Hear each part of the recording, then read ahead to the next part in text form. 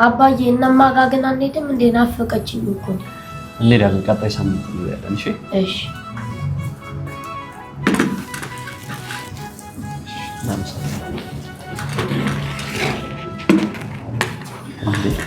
ቅዱሴ አቤት። መጀመሪያ እንጸልይ አይሻልም? እሺ። እግዚአብሔር ሆይ ስለሰጠን ማዕድ እናመሰግናለን። በልተን ለምስጋና እንድንቆም እርዳን በጌታ በኢየሱስ ክርስቶስ አሜን።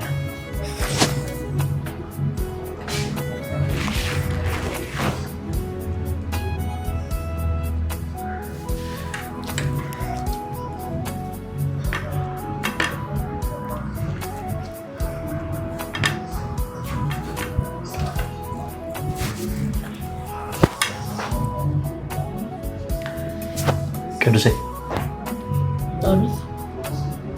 ምን ጊዜም በህይወት ለሰዎች ቅድሚያ መስጠት አለብህ። አሁን አንተ ስንት እንቁላል ነው ያለው? አንድ። እኔ ግን ሁለት ነው አይደለ? አዎ። ለምን እንደዚህ ሆነ? ምን ጊዜም ለራስ ብቻ የምታስብ ከሆነ ለሰዎች የማታስብ ከሆነ ቅድሚያ ሁሉ ጊዜ ለራሴ ብቻ የምትል ከሆነ ያው በህይወት እንደዚህ ብዙ ነገር ይገጥማል። ምን ጊዜም ከሰዎች ጋር ስትኖር ከነዛ ሰዎች ምን እንደምትጠቀም ሳይሆን እነዛን ሰዎች ምን እንደምትጠቀም አስብ። እሺ ያለበለዚያ እንደዚህ ትጎዳለህ። ያው ሁለት እንቁላል ለመበላው አንተ ግን አንድ እንቁላል ልበላ። ቅዱሴ አቤት።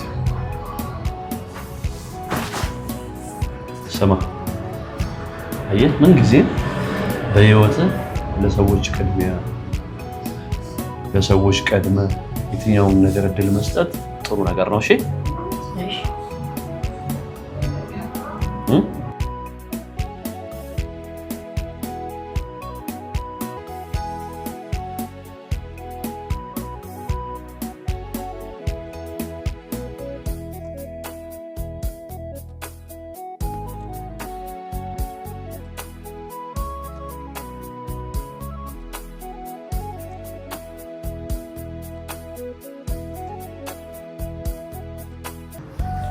ከኔ ኤርሚያስ ጋር ለምን እንደምትጣሉ? ኧረ አባዬ አልተጣሉም፣ እነሱ ናቸው የሚመጡት። ዝም በል። ከቻልክ ከሁሉም ጋር በሰላም ከማንም ጋር ትጣላ አላልኩም? ብላል አላልኩም ወይ? ብላል። ሁለተኛ እንደዚህ ነገር እንዳልሰማ። እሺ ብላው። አባዬ ነው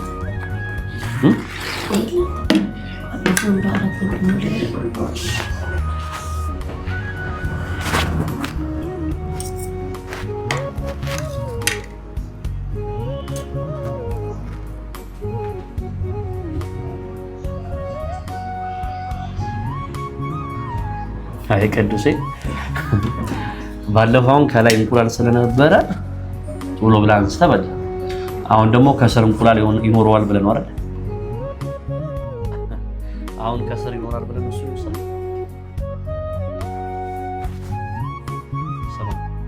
አንድ ነገር ላስተምረን። በህይወት ዘመን ምን ጊዜም በትናንትና ልምድ ተነስተ ነገሮችን አታድርግ።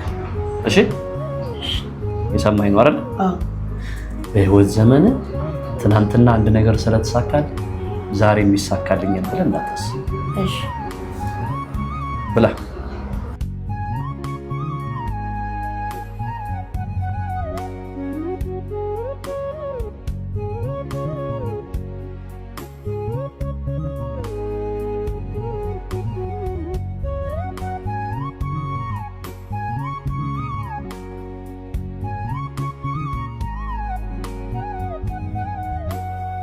አባዬ ትምህርት ቤት እኮ ከልጆቹ ጋር ሲጫወት ምን ስል አስተማሪያ ደግሞ እንደዚህ አለችኝ፣ ክፍያ ካለ ያልከፈለ ሰው ትምህርት ቤት እንዳይመጣ ማለት ነው። ችግር የለውም። እኔ ትናንትና ደውዬለታለሁ አስገባለሁ እየታለሁ። እሺ እሺ። ወዳለሁ አባዬ። እኔም ወዳለሁ። እሺ እሺ።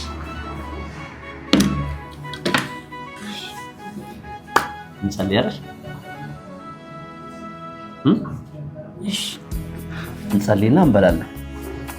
እግዚአብሔር ሆይ ስለሰጠን ማዕድ እናመሰግናለን። ክብር ምስጋና ሁሉ ላንተ ይሁን በጌታ በኢየሱስ።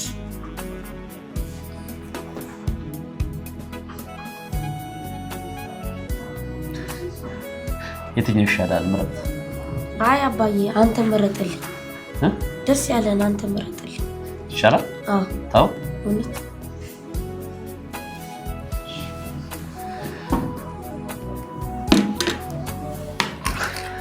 ብላ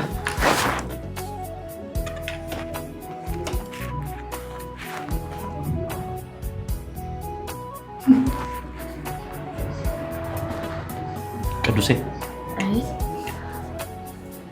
አንድ ነገር ልንገርህ።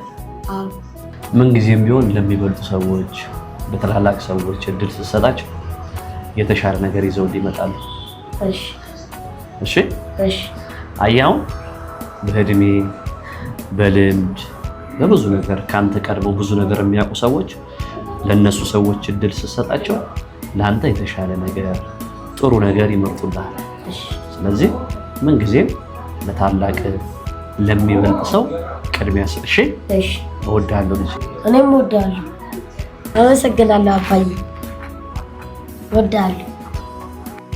በተለይ በዚህ ዘመን ከልብ ቁስል ይልቅ የደረትህን ንቅሳት የሚያደንቅ ሰውነትህን በለበስከው ልብስ የሚተምን ደህና ጫማ ካላረግ ዝቅ ብሎ ማያይ ስንት መከራ ስትሸከም ያላዩትን ትከሻ ኮት ስትቀይርበት ቀና ብሎ በሚያይ ትውልድ መካከል ልጅህን መልካምነትና ቅንነትህን ማስተማር ከባድ ቢሆንም ምንጊዜም ቅንነት መልሳ ዋጋ ስለምከፍል ለልጆቻችን መልካምነትን እናስተምራቸው።